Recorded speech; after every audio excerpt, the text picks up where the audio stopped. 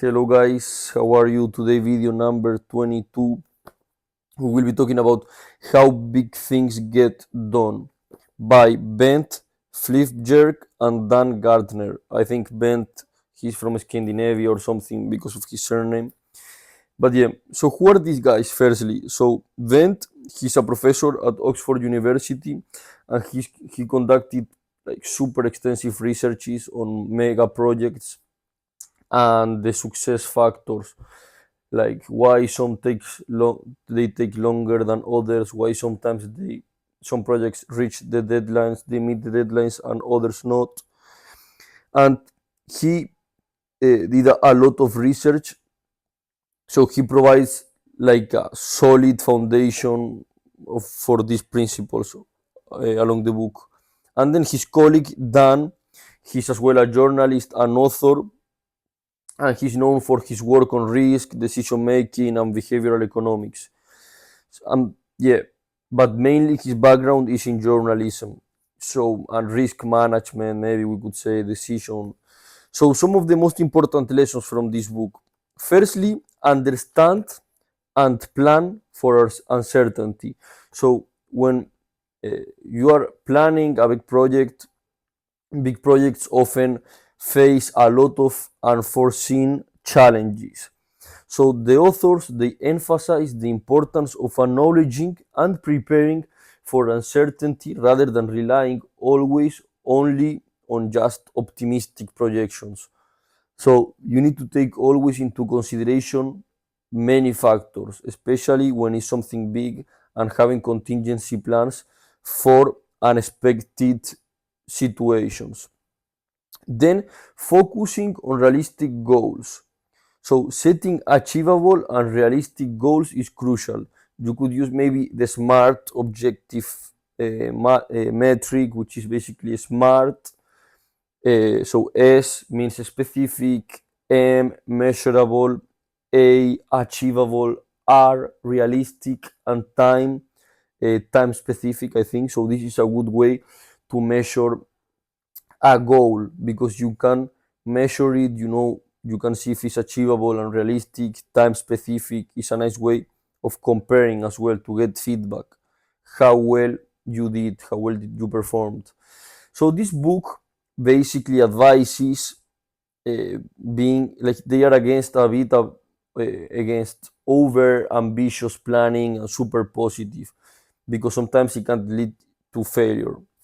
So instead, they suggest breaking down projects into manageable phases with clear and realistic objectives instead of something super big.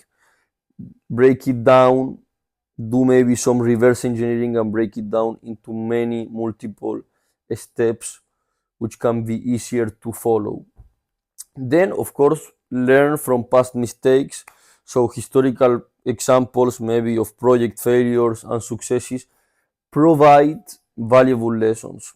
So, analyzing past projects from similar projects in similar places with a similar budget, etc., sometimes it can help um, or avoid repeating mistakes and improve future planning and execution.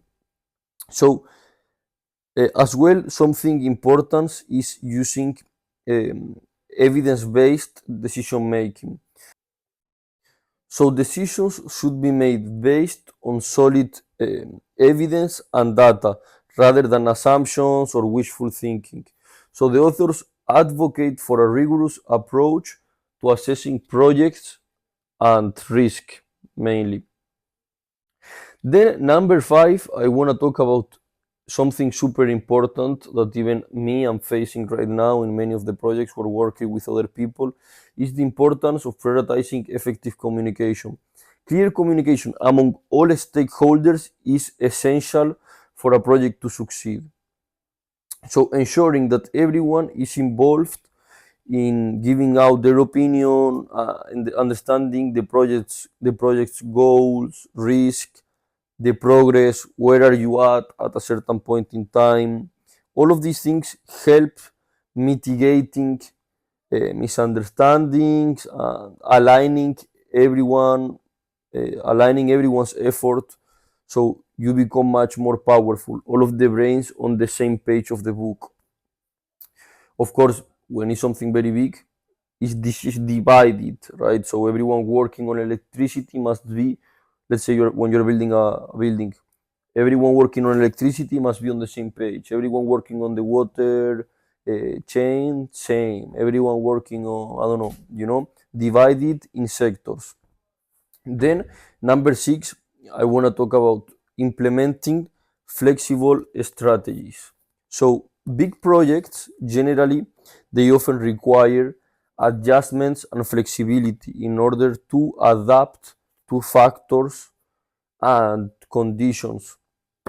So the ability to adapt, having strategies to adapt to any circumstances, yeah, it can really significantly have a positive impact in the project success if you have contingency plans for multiple scenarios that you can't control, like weather, changes in legislation, or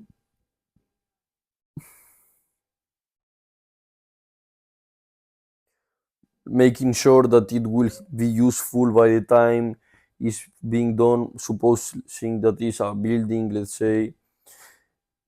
Yeah.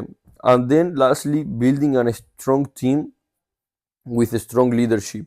So basically, having like an effective team with good dynamics, and the importance, of course, as always, as having skilled leaders who can navigate complex challenges and motivate their teams always to keep going forward in bad situations and in good situations. Tell them congratulations, being always when it's good and when it's bad, because a good leader is necessary in order to motivate a team of people, especially when times are bad and the future might not look as good as it should be.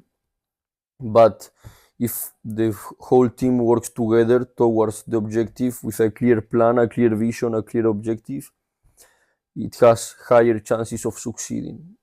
So these are some lessons from this book. You can write them down, maybe have them on notes. Me, I have a notes on my phone, and whenever I have cool things that I like, that I believe I need to have nearby from me, I write them down, and whenever I have some free time, I have a look at them, I read them. So yeah, guys.